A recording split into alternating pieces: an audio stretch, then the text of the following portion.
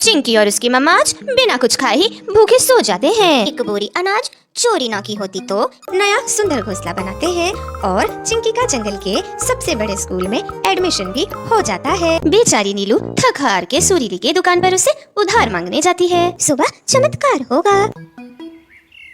डमरूवन जंगल में नीलू नाम की एक गरीब चिड़िया रहती थी।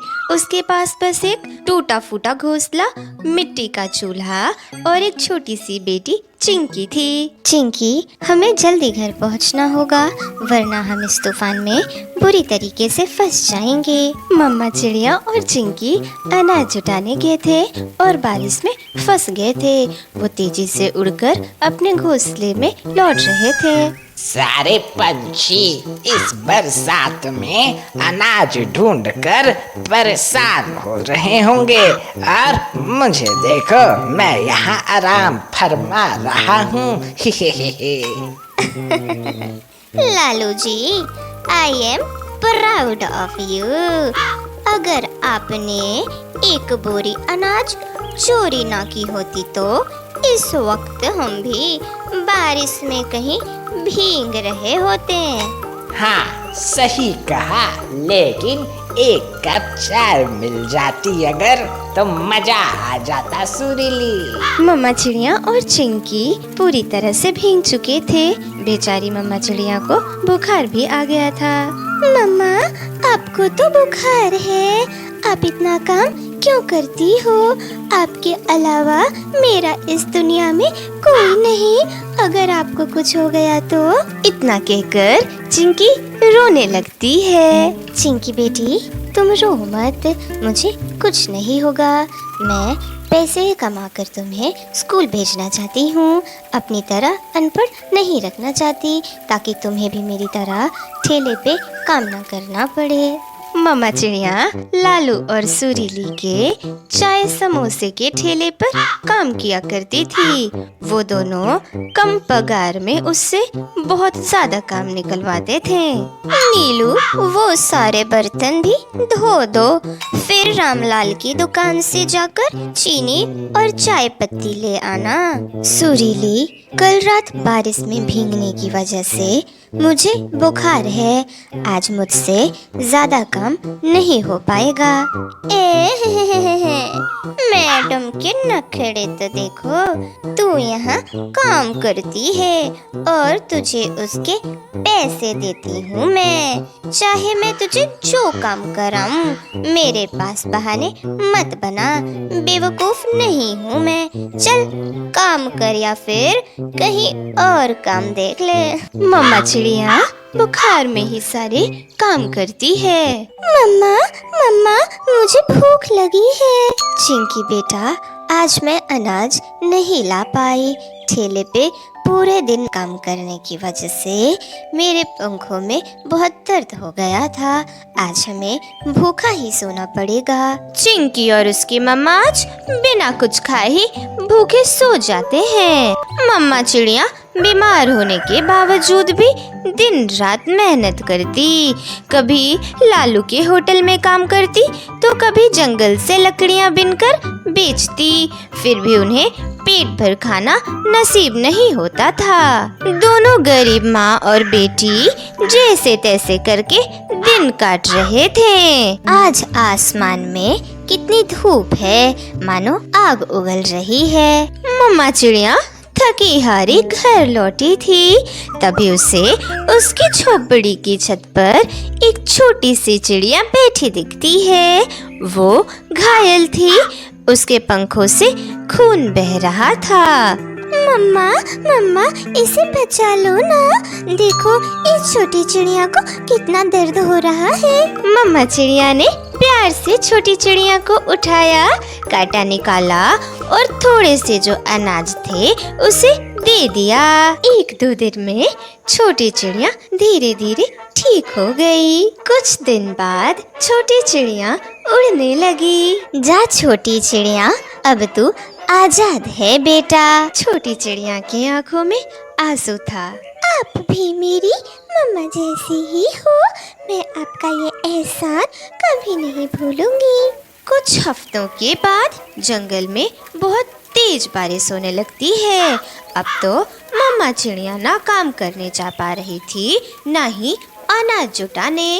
वो गरीब मम्मा चिड़िया और बेटी चिड़िया भूखे थे। बेटी चिड़िया भूख के मारे रो रही थी। चिंकी बेटी, रो मत, सब ठीक हो जाएगा। ऊपर वाला सबको देखता है, वो हमारी मदद जरूर करेगा। ऐसे ही कुछ दिन बीत जाते हैं। मम्मा चिड़िया आज सुबह से एक टुकड़ा अनाज के लिए पूरे जंगल में भटक रही थी, पर उसे कुछ भी नहीं मिलता। कुछ दूर जाने के बाद उसे और भी पंछी मिलते हैं, वो भी अनाज ढूंढ रहे थे। इमली बहन, लगता है इस बारिश में हम जैसे गरीब पंछी तो भूखे मर जाएंगे। हाँ नीलू, मेरे तो 5 बच्चे भूखे हैं। हाय रे मेरी फूटी किस्मत, मैं क्या करूं। बेचारी नीलू थक हार के सुरीली के दुकान पर उसे उधार मांगने जाती है। सुरीली, मेरा विश्वास करो, मैं तुम्हारे पैसे जल्द ही लौटा दूंगी। आज रात के लिए खाने का जुगाड़ करना है। मेरी छोटी सी बेटी चिंकी भूखे नहीं रह पाती। सुरीली, मुझे लगता है हमें इसे पैसे उधार दे देने चाहिए। बदले में इससे 4 गुना ज्यादा काम करा लेंगे। ना बाबा ना, मैं इन जैसे गरीबों को 1 रुपया भी कर्जा नहीं दे सकती। ये बेचारी इतनी गरीब है कि अगले 100 जन्म में भी मेरा कर्जा नहीं उतार पाएगी। अरे नीलू, जा रामलाल के यहाँ ये मिठाई पहुँचा दे। बस इसमें से एक भी टुकड़े लेना मत। उस रात जब दोनों माँ बेटी सो रही थी, तब खिड़की से वही छोटी चिड़िया अंदर आ जाती है।